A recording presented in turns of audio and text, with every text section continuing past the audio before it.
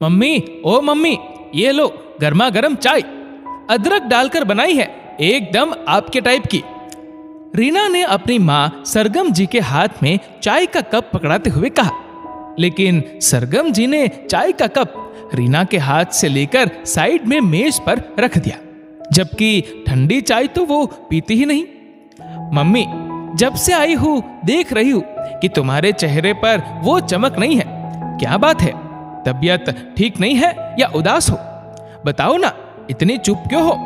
रीना ने जोर देते हुए कहा।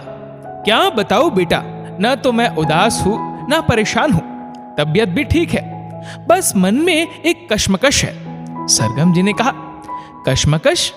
हाँ रीना, तू तो जानती ही है, नित्या सरकारी नौकरी करती है। शादी के बाद जब वो इस घर की बहू बन जाएगी तब भी वह नौकरी करेगी, ऐसे में क्या वो घर संभाल पाएगी? सरगम जी ने अपने मन की व्यथा बेटी को बताई। हाँ मम्मी, बिल्कुल संभाल पाएगी, मेरी भाभी बहुत होशियार है। लेकिन एक बात बताओ मम्मी, भाई और नित्या की सगाई हुए 4 महीने हो गए हैं, तब तो तुमने ये बात कही नहीं, फिर आज अचानक? नहीं बेटा, बस ऐसे ही मन में विचार आया। नहीं मम्मी, ऐसे ही तो विचार नहीं आया, जरूर कोई बात है, किसी ने कुछ कहा, कोई घर आया था, बताओ ना मम्मी। तुम्हारी उदयपुर वाली ताई जी का फोन आया था, और जब मैंने उन्हें बताया कि नित्या सरकारी नौकरी करती है तो उन्होंने आपको ये कहा होगा कि हाय, नौकरी वाली बहू घर कैसे संभालेगी, पूरा दिन तो घर से बाहर रहेगी, घर का काम कौन करेगा, है ना?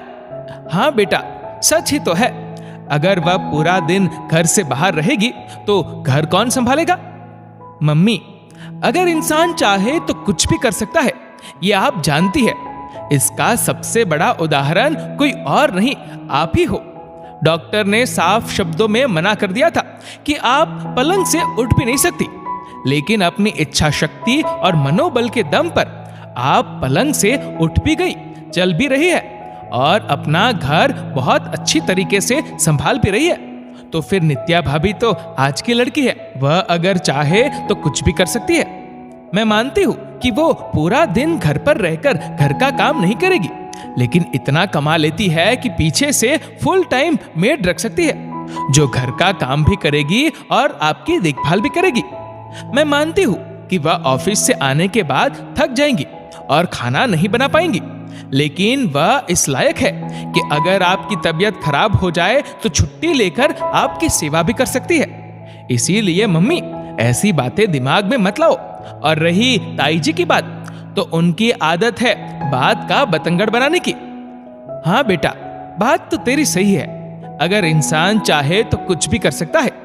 अगर हम नित्या को थोड़ा सा समय और प्यार देंगे तो वह अपने घर में एडजस्ट हो जाएगी और उसके बाद अपने इस घर के लिए वह सब कुछ करेगी, जो कि एक जिम्मेदार बहू करती है।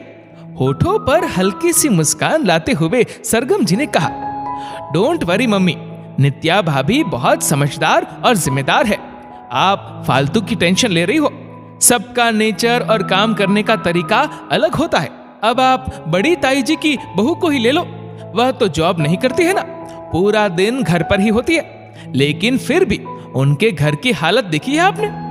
कई बार तो घर से बदबू आने लग जाती है, इतनी गंदगी होती है कि उनके घर का पानी पीने में भी मुझे घिन आती है।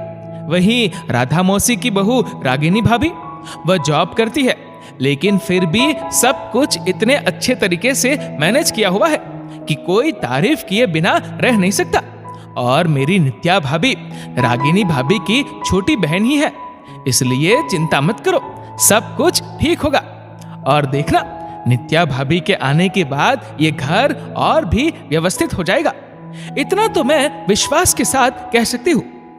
अच्छा बेटा, मतलब मैं इस घर को व्यवस्थित नहीं रखती हूँ? अभी तो तेरी नित्या भाभी आई नहीं, अभी से मुझे भूल गई, चल हट। माँ ने प्यार भरी जप्पी देते हुए कहा। दोस्तों, अक्सर लोगों को यह लगता है कि जो लड़की जॉब करती है वह एक सफल गृहिणी कभी नहीं हो सकती है, जबकि ऐसा बिल्कुल भी नहीं होता है। ये सब कुछ निर्भर करता है इस बात पर कि आपके अंदर व्यवस्था बनाए रखने और टाइम मैनेजमेंट के कितने गुण मौजूद है। इस वीडियो को लेकर आपकी क्या राय है नीचे कमेंट करके जरूर बताएगा। और अगर आपको वीडियो अच्छा लगा हो तो इस वीडियो को लाइक करेगा, शेयर करेगा ज्यादा से ज्यादा लोगों तक। और ऐसी ही और भी इंस्पिरेशनल वीडियोस के लिए सब्सक्राइब करें हमारे यूट्यूब चैनल को और फेसबुक पर फॉलो करें हमारे पेज को। धन्यवाद।